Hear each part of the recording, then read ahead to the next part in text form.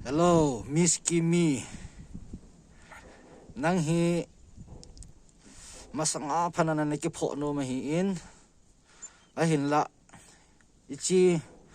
nu mai to ke ichi pi na sei ko da mai lo ale chi mo la waro to ba ne ke ge le hi ne ke nu sa sa ne hi ai wan nom chan he ke wala wal be se ta nang hi ipi ne hi ham nang ipi ne hi yan nam sung politics thu ai lo ale emele lam kai ho chung ai nang ki kumjing ke na kam chang na haing ke ham organization khat le organization ki ka anang in thu na saying ke hi nang ipi nei ham a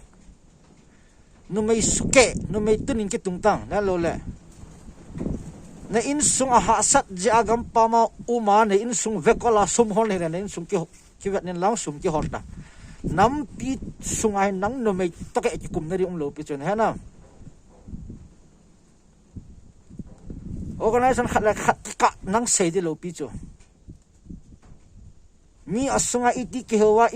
ipi tok an yam tin nang het pha in tikat an het pha lo pi chu nangin na thu sei khu isopi ka chin hon ki ngai han lang hele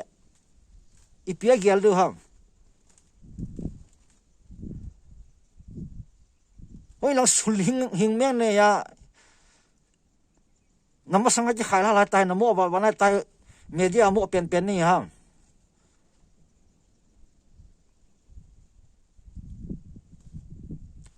emele khat nam lam kai khat kitin nang jam ding sikiang lo pi chun het lo la nang ipine ham lam kai khat na jam jing ke organization khat le organization ki kai lo ala nam thua na ji kum jing ke he vel bol heta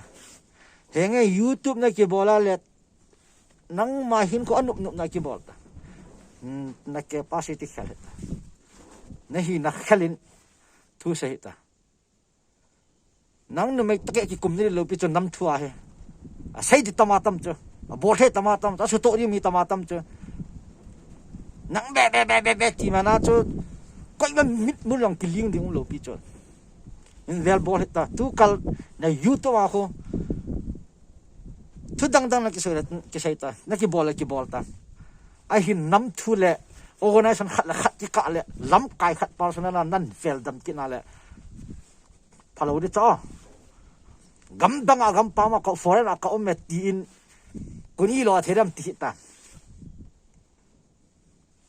no me ta na ki velen la ya to ai warning cho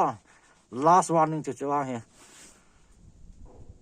organization le organization ka ti le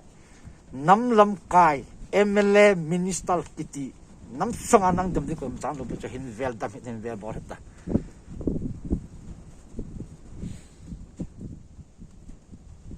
nin hono ma koi ka hin ni ha no ma le a single come freedom fighter kai cho ka nin holta Kukilian freedom fighter